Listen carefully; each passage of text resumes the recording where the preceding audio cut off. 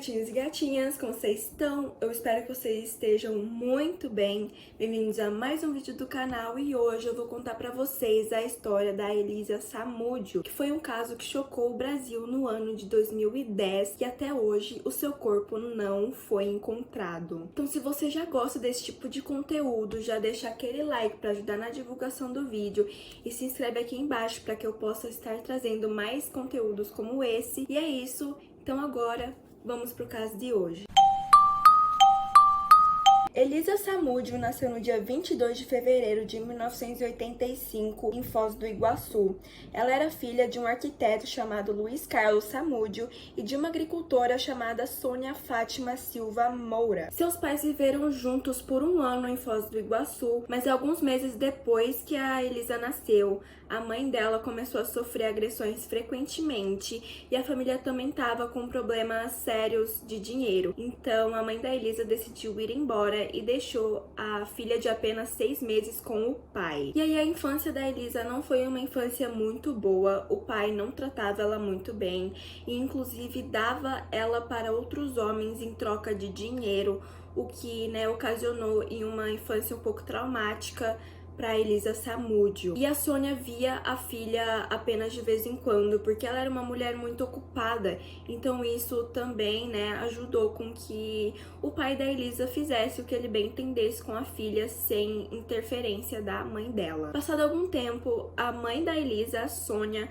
ela se mudou para o Mato Grosso, se casou novamente, teve mais um filho, e quando a Elisa tinha 10 anos, ela foi morar com a mãe em uma fazenda que a mãe estava estudando, em uma fazenda agrícola de plantação de pimenta, porque a mãe dela era agricultora. Então, a mãe da Elisa estava trabalhando nessa fazenda para que ela pudesse retirar as pimentas de lá e começar a trabalhar com a fazenda. A Elisa foi morar com a mãe, quando ela tinha 10 anos de idade, e aí com 11 anos, apenas um ano depois, ela voltou para casa do pai. Eu não sei por que ela voltou para casa do pai, eu não achei nenhuma informação sobre isso, mas eu acho muito improvável que a mãe dela tenha, mandado ela embora, porque não sei se a Elisa contou para a mãe o que acontecia dentro de casa quando ela estava com o pai. Então, eu não sei por que a Elisa foi embora novamente para Foz do Iguaçu, para sua cidade natal, morar com seu pai novamente. Depois disso, depois que a Elisa se mudou novamente para Foz do Iguaçu, a Sônia nunca mais viu a sua filha, ela só tinha contato por telefone. Vivendo novamente com o pai, a Elisa continuava tendo seus encontros com os homens e ela recebia muitos elogios, Ela era uma criança muito linda. E ela chamava a atenção, Ela tinha um corpo muito bonito para a idade dela, então ela frequentemente recebia elogios, Falando para ela se tornar modelo, que ela seria uma ótima modelo, e, enfim, coisas desse tipo. E aí, com 13 anos, esse sonho se tornou fixo na cabeça da Elisa. Ela queria ser modelo, porque ela queria ser modelo, e a vida dela estava a favor da indústria de moda. Mas o pai dela não deixou ela ir para São Paulo, que era o lugar mais promissor para a carreira de modelo, porque ela dava dinheiro pra ele, É bem horrível ter que falar sobre isso, mas o pai dela dava ela para os homens em troca de dinheiro, como eu falei. Então, a Elisa não teve uma infância lá muito boa, Foi bem traumática, na verdade. E aí o pai dela segurou ela, até o máximo que deu, porque ele continuava vendendo a Elisa. E aí, quando ela fez 18 anos, ela se mudou para São Paulo com o dinheiro do primeiro aluguel, do primeiro mês de aluguel de um apartamento e com o dinheiro da passagem, apenas. Quando ela chegou em São Paulo, ela não conhecia ninguém, ela não trabalhava, E aí logo no primeiro mês começou os problemas financeiros, porque como eu falei, ela tinha conseguido o dinheiro do pai dela, apenas para um mês de aluguel do apartamento e nada de alimentação e nem do resto das contas. E inclusive o pai dela tinha falado que se ela não conseguisse se sustentar depois, desse primeiro mês, depois do dinheiro do aluguel que ele deu, ela iria voltar imediatamente para Foz do Iguaçu. Então ela começou, a trabalhar de garota de programa, que foi a única alternativa que ela encontrou para dinheiro rápido. E aí ela conseguiu se sustentar em São Paulo, ela conseguiu pagar os aluguéis, a alimentação, inclusive ela teve dinheiro extra para alguns procedimentos estéticos e compras de roupas, enfim, comer em lugares diferentes, essas coisas. Então ela estava vivendo até que bem em São Paulo. A Elisa tinha o sonho, né, de ser modelo, então ela foi atrás e conseguiu alguns desfiles e editoriais de moda, mas ao mesmo tempo ela atuou em filmes pornográficos e apareceu num ensaio sensual para brasileirinhas, usando o nome de Fernanda Farias. Então, né, a imagem de modelo dela ficou manchada e nenhuma agência mais contratou ela. Então, a carreira de modelo da Elisa, que mal havia começado, tinha terminado ali mesmo. Agora o goleiro Bruno entra na história e ele diz que ele conheceu Elisa em 2009, mas testemunhas falam que ele conheceu a Elisa, na verdade, em 2008, antes dela se mudar para o Rio de Janeiro, né? Porque depois de alguns anos ali em São Paulo, ela se muda para o Rio de Janeiro. Não sei qual o motivo disso, mas eu sei que ela se mudou para o Rio de Janeiro em algum momento, entre 2008 e 2009. Então, o Bruno, né, teria conhecido a Elisa mais ou menos nessa época. E ele disse que ele conheceu a Elisa em um churrasco na casa de um amigo e que, inclusive, depois dessa festa, eles foram para casa de um outro jogador do Flamengo e aí eles participaram de uma orgia. E durante, né, o ato com a Elisa, o preservativo acabou se rompendo. Depois desse acontecimento, né, desse acidente, eles se encontraram mais 2 vezes e eles se encontravam mais ou menos no período de uma vez por mês, mais ou menos assim. E aí no segundo encontro, a Elisa contou pro Bruno que ela estaria grávida dele, né, que ela estava com náuseas, que ela estava com dor de cabeça e tal, e que ela estava grávida dele, que ela tinha feito um exame de farmácia que tinha dado positivo. E aí o Bruno, ele recusa, né? Ele fala que não, que o filho não era dele, mesmo que, né, o preservativo tenha se rompido, né? Ele falou que o filho não era dele, que já tinha se passado um certo tempo, né? E que provavelmente ela dormiu com vários outros caras, né? Por causa do trabalho dela e tal. Então esse filho não era dele, não era dele. E que ele não ia assumir porque o filho não era dele, blá, blá, blá. E aí a Elisa, ela não aceitou, né? Ela falou que o filho era dele sim, que ela tinha certeza que o filho era dele, porque mesmo que ela tenha tido relações com outros homens, ela sempre exigia o uso de preservativo, né? Mesmo durante o trabalho dela. Quem escolhia isso era ela, então ela sabia que o pai era o Bruno. E aí o Bruno fala que não, que ele não queria o filho dela, porque, né, a gente tem que pensar que é assim. O Bruno, ele tava numa carreira muito promissora no esporte, né? Ele era goleiro do Flamengo, né? O Flamengo, ele já tinha uma torcida bem grande nessa época. Então ele tava, né, com um salário bem bom sendo goleiro do Flamengo. Ele gostava muito do que ele fazia. E nessa época ele tava casado. Então, né, esse escândalo com a Elisa não traria apenas problemas pra ele no seu relacionamento, mas também na sua carreira e em tudo o resto da vida dele, né? Porque a Elisa não era só uma amante, ela era uma garota de programa e tinha filmes dela em sites pornográficos e fotos dela na revista mais famosa do Brasil, né? A Brasileirinhas.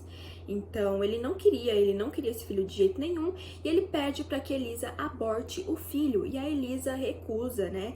E aí nesse momento o Bruno percebe o que está acontecendo, porque a Elisa, ela tinha uma personalidade muito forte e depois das relações íntimas que eles tinham, eles costumavam, né, ficar ali conversando até que o tempo passasse. Então ele sabia muito bem que a Elisa, ela tinha essa personalidade forte, né? Quando ela falava não, era não. Quando ela falava sim, era sim. Ela sempre conseguiu o que ela queria. Ela era muito determinada e ela ia atrás até o fim. Então, né, ele sabia que ela não ia realmente abortar o filho, mas mesmo assim ele continuou exigindo isso. Depois desse encontro, eles continuaram se encontrando algumas vezes e a Elisa sempre pressionava o Bruno, né, falando que ele era o pai, que era pra ele assumir, e ele continuava se recusando. Em julho de 2009, o Bruno marcou mais um encontro com a Elisa em um hotel chamado Barra Bela. E lá eles tiveram relações íntimas novamente, né, e depois, como de costume, costume, eles ficaram conversando ali depois. E aí o Bruno entra, né, novamente no assunto da gravidez e fala que era pra Elisa abortar, né? Ele fala de uma forma bem leve, assim, no início, né, que era pra ela abortar, que isso traria mal na vida dos dois, né? Não só na vida dele, mas também na vida dela, que isso ia acabar com a vida dela, que ela ia ter que viver a favor do filho dela. Mas ela falava que não, que ela queria o filho e que ele ia assumir o filho dela sim, porque ele era o pai, ele ia assumir e ela não ia tirar o filho. E aí o Bruno foi ficando furioso, né, porque ele não gostava de ser contrariado. Assim, né, a gente percebe que tem duas pessoas de personalidade fortes nesse caso, né, o Bruno, que ele era exatamente igual a Elisa, ele não aceitava não, ele queria sempre as coisas do jeito dele, e a Elisa também, né, pra ela era muito determinada, então ela fazia as coisas do jeito que ela queria fazer. Então, assim, a gente tem, assim, uma disputa muito forte por poder, né, então o Bruno pede para que ela aborte, a Elisa manda ele assumir e fica nisso, né? E aí o Bruno foi ficando furioso, porque, como eu falei, ele tinha uma carreira muito promissora no esporte. E esse escândalo com a Elisa iria trazer muitos problemas para a vida profissional dele, tanto para a vida profissional quanto para a vida pessoal também. Então, né, nessa briga verbal, o Bruno ele busca por um poder maior e ameaça a Elisa de morte, tá? Então ele fala para ela que ele vai acabar com a vida dela, que ninguém nunca mais vai saber onde ela está, que ela vai sumir, que ninguém nunca mais vai vê-la e que o filho dela vai ficar sozinho pro resto da vida caso ela resolva ter esse filho. E aí a Elisa não se deixa abalar, né? Porque, como eu falei várias vezes, ela tem uma personalidade muito forte. Também entra essa parte que ela achou que o Bruno estaria falando isso da boca pra fora e que ele não chegaria realmente a fazer nada contra ela, porque não era do feitio dele fazer esse tipo de coisa. Em agosto desse mesmo ano de 2009, o Bruno marcou mais um encontro com a Elisa, só que dessa vez no Hotel Transamérica, e eles têm novamente relações íntimas, ficam conversando lá depois e tal, e entra novamente o assunto da gravidez. E aí o Bruno, né, exige, dessa vez de uma forma um pouco mais dura, né, ele exige que a Elisa tire o filho dele, né, ele tá buscando então ali por um poder maior do que a Elisa estava tendo sobre ele, né, quando ela rejeitava.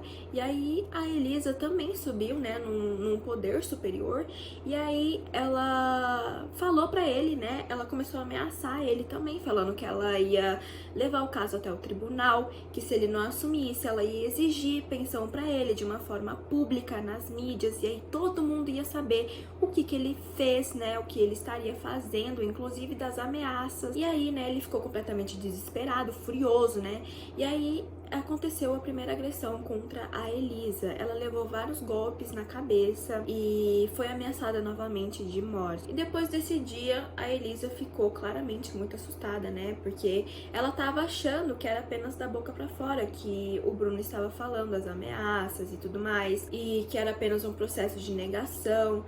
Só que depois de ser agredida, ela viu que realmente talvez o Bruno, né, conseguisse fazer alguma coisa bem grave contra ela. Então, né, logo no final de agosto, começo de setembro, a Elisa, ela se muda para casa de uma amiga, ainda no Rio de Janeiro. E no dia 12 de outubro de 2009, o Bruno faz uma ligação para ela e pede para que ela vá até o carro dele, né? Ele convence ela a ir até o carro dele. Não se tem nenhuma evidência dessa chamada, mas eu acredito que a Elisa foi, né, acreditando que talvez ele tenha falado, né, na ligação, que ele ia assumir o filho, que ele gostava muito dela, que ele ia largar a esposa pra ficar com ela, que ele ia pagar a pensão direito, esse tipo de coisa. E aí eu acho que a Elisa ficou aliviada, né, e ela foi assim, né, bem aliviada pro carro do Bruno. E aí ela foi, né, pro carro do Bruno por vontade própria, ele não teve que forçar ela. Então eu acho realmente que ele convenceu ela a ir até o carro dele nessa ligação. Porém, quando ela entra no carro, o Bruno está com uma arma apontada diretamente para a cabeça dela.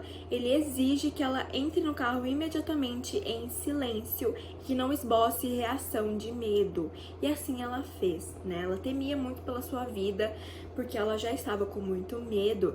Então ela fez exatamente como ele pediu. E dentro desse carro, o Bruno agrediu a Elisa mais uma vez com golpes na cabeça e também alguns murros em sua barriga. E dentro desse carro também estava o melhor amigo do Bruno, chamado Henrique, que era mais conhecido como Macarrão, e mais 2 homens. E aí eles levaram a Elisa pro apartamento do Bruno. E lá dentro desse apartamento, eles agrediram novamente a Elisa, deram substâncias abortivas para ela, né? Eles deram murros na barriga da Elisa, porque eles viram em algum lugar que isso talvez desse um aborto espontâneo, mas não aconteceu nada. E aí eles deram, né, as substâncias abortivas. Não tem nenhuma descrição dessas substâncias, né? Não sei se foi pílula ou se foi algum chá forte, sei lá. Eles deram pra ela e depois eles doparam ela para que ela se esquecesse completamente do que aconteceu.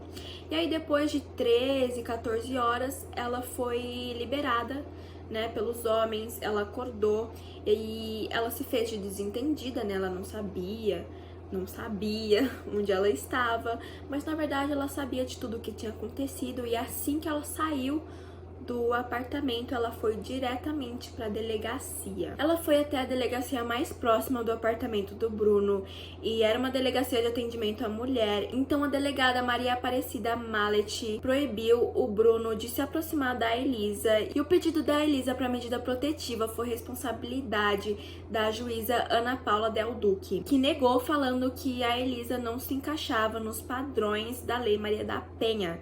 Ela disse, né, que a Lei Maria da Penha protegia as mulheres em relação de família, então de namoro ou casamento, e a Elisa não tinha nenhuma dessas duas com o Bruno, logo ela não seria protegida pela Lei Maria da Penha, mesmo que ela tenha sido agredida, ameaçada, dopada e carregasse o filho do Bruno na barriga. Então, né, foi um erro absurdo da juíza de ter negado esse pedido de medida protetiva. E se ela tivesse aceitado esse pedido para medida protetiva, eu não estaria fazendo esse vídeo aqui agora, muito provavelmente. Em pouquíssimo tempo, o caso estourou na mídia e, como qualquer outro suspeito, né, como qualquer outra pessoa que estivesse envolvida em um caso como esse, o Bruno compartilhou uma nota, e nessa nota ele negou tudo. Ele disse que ele nunca fez nada com a Elisa e que o filho não era nem mesmo dele, porque ela tinha tido relações com outros homens depois que teve com ele. Então o filho muito provavelmente não era dele, que ela estava tentando dar o golpe da barriga e que ele não ia dar os 15 minutos de fama que a Elisa tanto queria. Então a polícia começou a ficar confusa, porque o Bruno compartilhava notas negando tudo e ele era um cara de poder, né? Ele era o goleiro do Flamengo. O Flamengo, como eu falei, tinha uma torcida já relativamente grande naquela época. Então, o Bruno, né, ele falava com muita convicção que a Elisa estava mentindo, né? Ele parecia estar com muito medo realmente de perder o seu emprego por causa da Elisa. Já, né, a Elisa estava realmente parecendo muito apavorada no dia que ela compareceu na delegacia. Então a polícia começou a ficar meio dividida, né? Quem será que está mentindo? É o Bruno, é a Elisa? E aí eles decidiram colocar no papel, né? Tentar achar evidências de que a Elisa estava falando a verdade, que o Bruno estava mentindo, ou vice-versa. Então a polícia pediu que fizessem um exame toxicológico na Elisa para ver se no dia que a Elisa relatou, né, que o Bruno teria deixado ela em cárcere privado e tal, dopado ela, realmente ele teria feito tudo isso com ela. Mas os resultados dos exames não ficaram prontos até julho de 2010, que na época a Elisa já estaria desaparecida. Enfim, né, depois de tudo aquilo, do pedido da medida protetiva ter sido recusado, né, a Elisa ela foge do Bruno para São Paulo, mais ou menos no final de 2009. E o filho da Elisa nasceu no dia 10 de fevereiro de 2010, então ela tava com muito medo do Bruno, né, do que ele poderia fazer com ela. Só que ao mesmo tempo que ele estava com medo, ela ainda fazia ligações para ele, exigindo a pensão, falando que era para ele assumir a paternidade, né? Que ele era o pai, que ele sabia que era o pai, que ela queria o dinheiro da pensão e etc, né? Que ela não queria ser uma mãe solo, que o filho dela precisava de um pai, enfim, né? Em uma das ligações, o Bruno fala pra Elisa que ele aceitou finalmente a paternidade, que ele era o pai da criança, mas que eles teriam que confirmar isso em um exame de DNA que o Bruno faria no Rio de Janeiro e que era pra Elisa ir até o Rio de Janeiro e que se o exame desse que o Bruno era realmente o pai do Bruninho, né, que era o filho da Elisa, ele daria a pensão, ele seria um pai presente e inclusive ele daria uma cobertura mobiliada para que Elisa vivesse com o Bruninho. E depois dessa viagem ao Rio de Janeiro, a Elisa, com seus 24 anos, nunca mais foi vista. Estima-se que a Elisa chegou no Rio de Janeiro na madrugada do dia 3 de junho pro dia 4 de junho de 2010 e no dia 4 de junho ela teria marcado com o Bruno para que eles fizessem um exame de paternidade e o Macarrão foi buscar ela na porta do hotel, tá? Então ele parou o carro exatamente na frente da porta do hotel e ela entrou no carro. Durante os primeiros minutos de trânsito, nada de estranho tinha acontecido com a Elisa, então ela estava realmente acreditando na história do Bruno até esse momento. E aí, em algum momento, enquanto eles estavam na estrada, o primo do Bruno, chamado Jota, né, mais conhecido como Jota, na verdade, ele sai do porta-malas com uma arma apontada para Elisa. E aí a Elisa estava carregando o bebê recém-nascido, né, o Bruninho no colo, e mesmo com o bebê no colo, o Jota deu várias pancadas na cabeça da Elisa. Então aí, né, ela se deu conta que ela entrou em mais uma burrada e que ela caiu mais uma vez no papinho do Bruno. E aí os dois levaram ela pro apartamento do Bruno de novo e lá nesse apartamento tava o Bruno e mais uma amante dele chamada Fernanda Gomes. O Bruno, o Macarrão e o Jota prenderam a Elisa em cativeiro de novo e agrediram ela novamente, enquanto a Fernanda Gomes ficava cuidando do filho da Elisa. Ela tirava o leite do seio da Elisa e dava para o Bruninho em uma mamadeira, então a Elisa não tinha contato nenhum com o filho dela. E a Elisa começou a ficar, né, apavorada, assim, eu imagino, né, não tem descrição de nada sobre isso, mas eu imagino que ela começou a ficar com muito medo, porque ela não via o seu filho, ela não sabia o que estava acontecendo com ele, e a Elisa gostava realmente do seu filho, né, apesar dela querer o dinheiro da pensão do Bruno, ela gostava realmente do filho dela, ela queria realmente essa criança e ela estava cuidando muito bem da criança, mesmo, né, que a ambição dela fosse o dinheiro da pensão. No dia seguinte, no dia 5 de junho, o Bruno e os amigos dele, né, o Macarrão e mais outros 2 homens foram até o apartamento e pegaram a Elisa, colocaram em um carro e no mesmo carro da Elisa foi o Henrique e o Jota e em um outro carro foi o Bruno e a Fernanda e eles foram em direção a Minas Gerais. Então eles foram do Rio de Janeiro até Minas Gerais sequestrando a Elisa. Eles levaram a Elisa para um motel em Minas Gerais e cada um deles ficaram em quartos separados, tá? Então a Elisa, o Jota e o Bruninho ficaram em um quarto, mas eles não tiveram nada durante esse tempo, tá? Eles só dormiram mesmo, ficaram ali durante esse tempo, não teve nenhuma relação nem nada do tipo, pelo amor de Deus, não teve nada entre o Jota e a Elisa, tá? Daí em outro quarto ficou o Henrique, o Macarrão, e no terceiro quarto ficou o Bruno e a Fernanda, e aí eu já não tenho, né, nenhuma informação se eles tiveram alguma coisa ou não. Mas eu acho que sim, né? Porque eles eram amantes, enfim, normal. Mas nesse motel, eles ainda não tinham feito nada com a Elisa, tá? Ela estava bem, né? Na medida do possível, porque ela foi agredida no apartamento do Bruno. Mas nesse motel, ela não foi agredida nenhuma vez, nem nada do tipo, tá? Então ela estava, assim, relativamente bem, né? E agora entra uma figura-chave nessa história chamado José Laureano de Assis Filho, mais conhecido como Zezé. Ele era um policial que conhecia o Bruno e o Henrique há mais de 2 anos e ele apresentou o Bruno a um matador conhecido em Minas Gerais chamado Bola.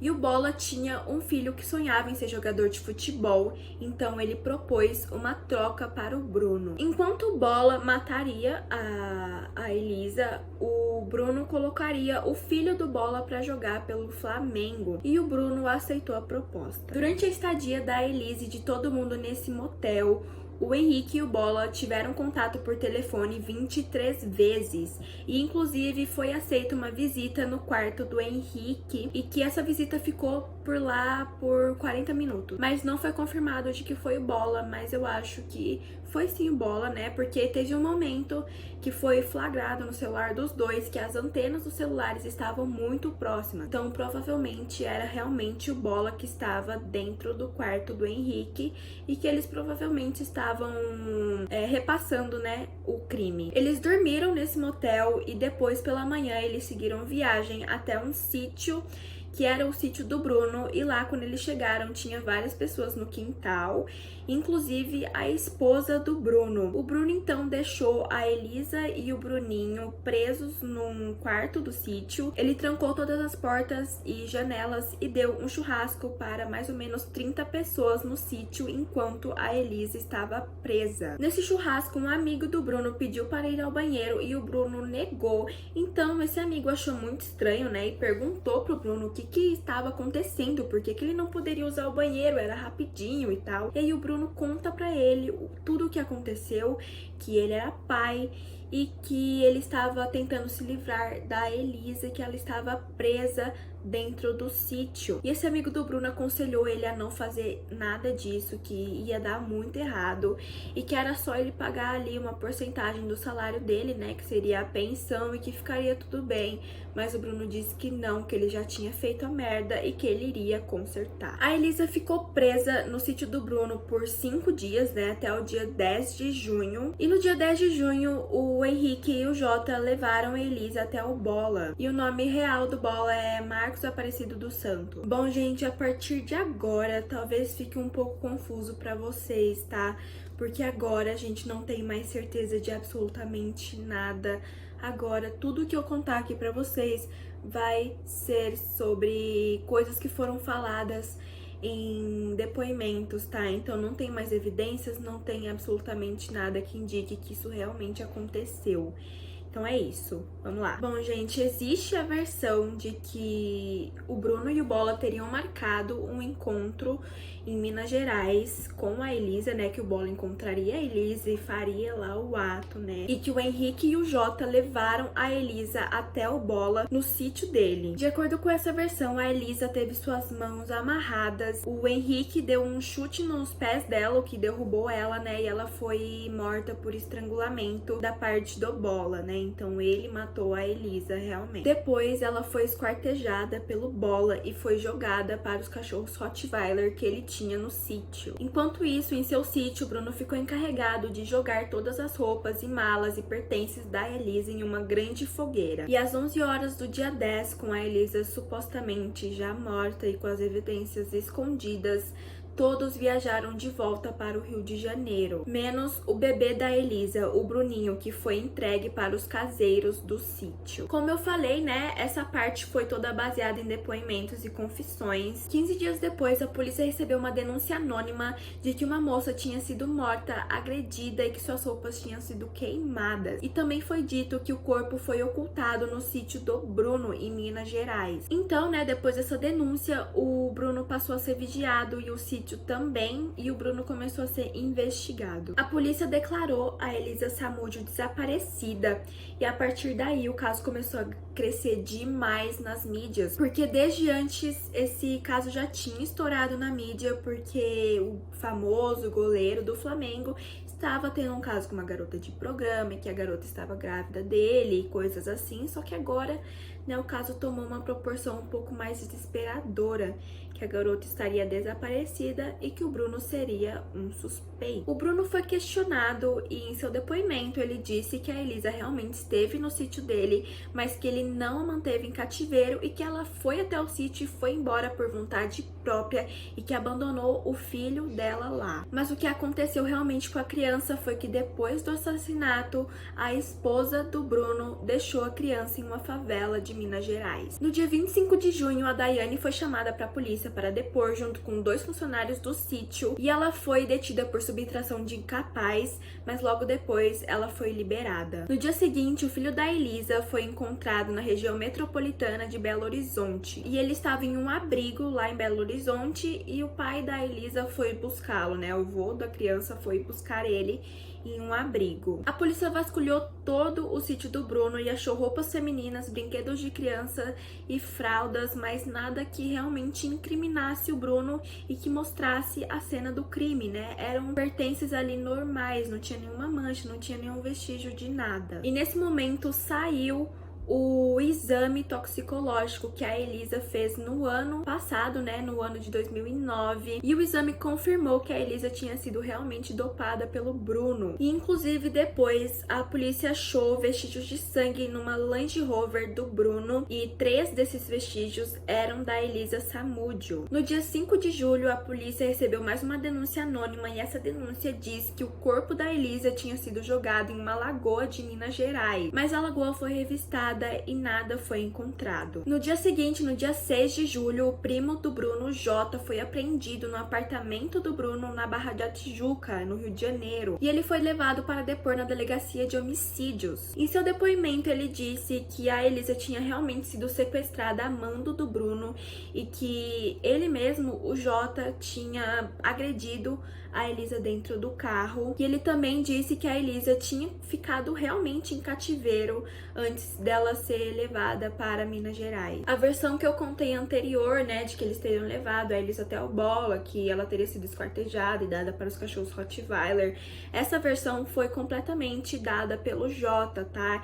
Então, o Jota mesmo que contou tudo o que aconteceu. E ele completou sua versão falando que os restos dos restos, né, então os ossos, né, deu a entender que eram os ossos da Elisa, estariam nas paredes do sítio do Bola. No dia 8 de julho, sem confirmação de nada, o Bola foi preso pelo assassinato da Elisa Samúdio. Logo depois, o Bruno e o Henrique também confessaram o crime e foram presos no Rio de Janeiro, e depois eles foram transferidos para Minas Gerais. Eles ficaram em celas separadas, em isolamento e sem comunicação, e no dia 15 de julho o Flamengo demite, o Bruno cancela completamente o contrato dele. Depois, no dia 30 de julho, o Bruno, o Henrique, o Bola e mais 6 pessoas foram acusados de homicídio triplamente qualificado. E no dia 29 de outubro, os exames de DNA confirmaram que o Bruno era realmente o pai do Bruninho. Logo após a notícia do desaparecimento da Elisa, a mãe da Elisa pediu a guarda do neto e a justiça liberou. O pai da Elisa tentou competir com a mãe, né?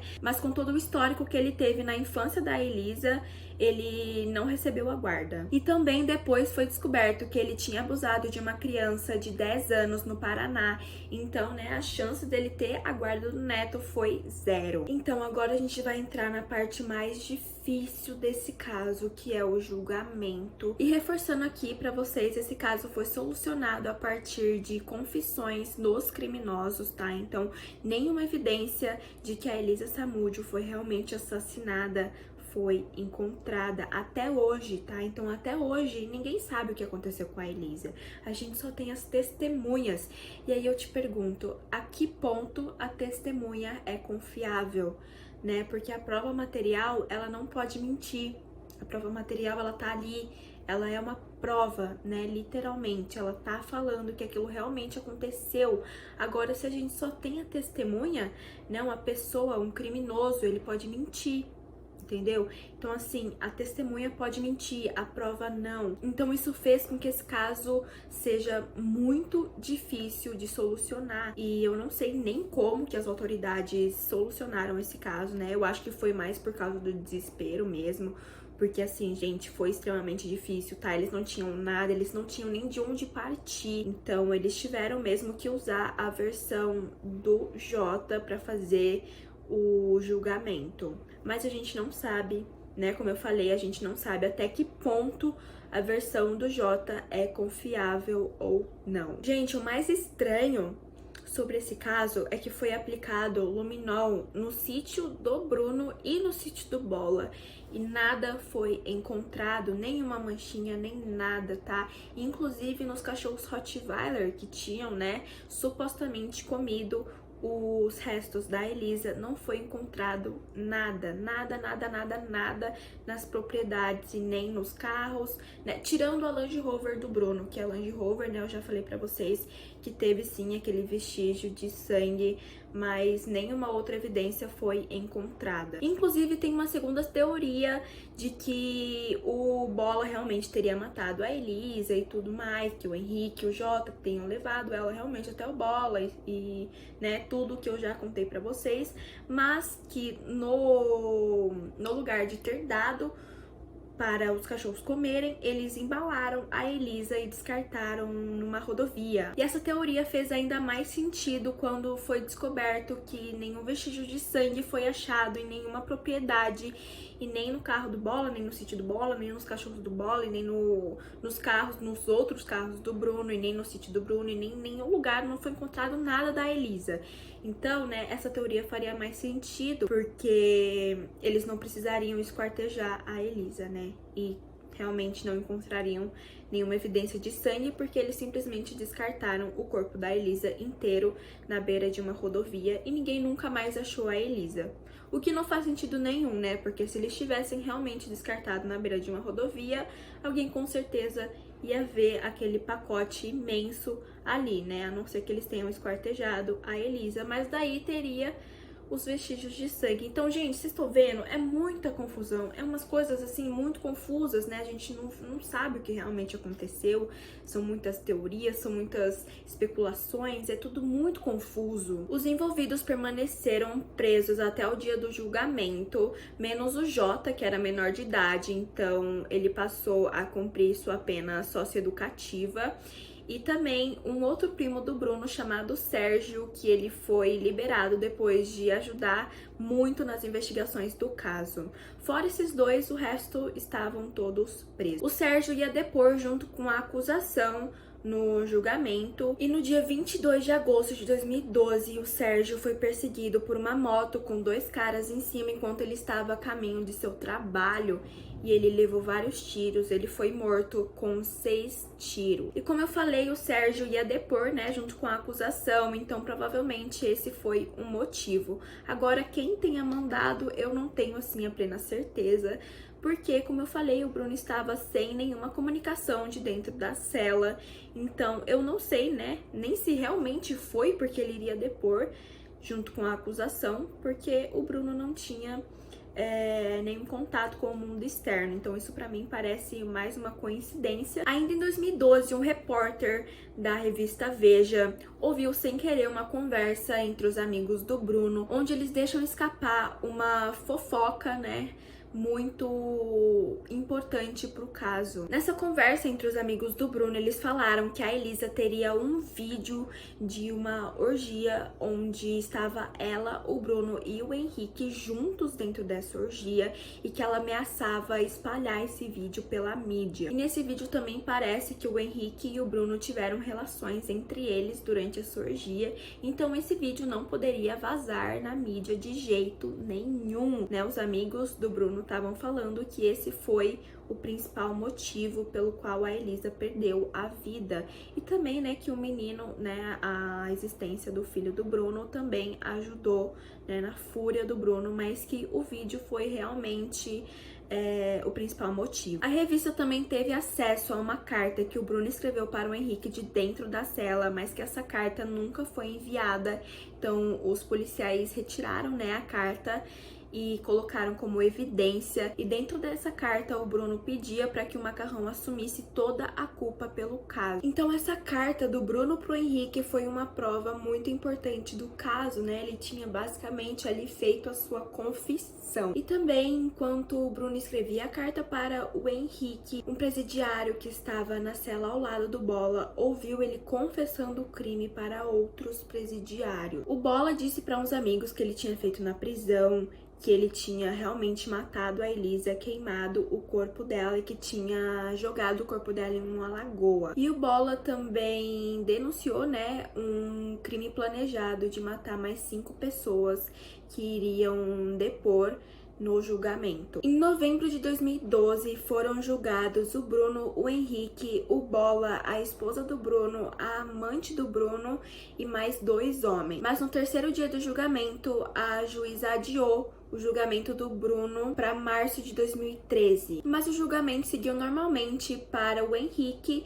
que foi acusado de cárcere privado, ocultação de cadáver, sequestro e homicídio triplamente qualificado, e da amante do Bruno, a Fernanda, que foi acusada de cárcere privado e sequestro. No dia 24 de novembro, Henrique foi condenado a 20 anos de prisão por homicídio triplamente qualificado por qualificações de motivo torpe, asfixia e impossibilidade de defesa da vítima. Após receber, a sua pena, o Henrique confessou o crime e aí a sua pena reduziu para 15 anos. Em sua confissão, o Henrique diz que o mandante do crime foi o Bruno e que a única coisa que ele teria feito foi levar a Elisa até o Bola, até o lugar que ela foi assassinada. E a Fernanda foi condenada a 5 anos de prisão por participar do crime. No dia 15 de janeiro de 2013, foi decidido que iriam fazer a certidão de óbito da Elisa Samúdio, mesmo sem o corpo ter sido encontrado. Então teve o velório da Elisa,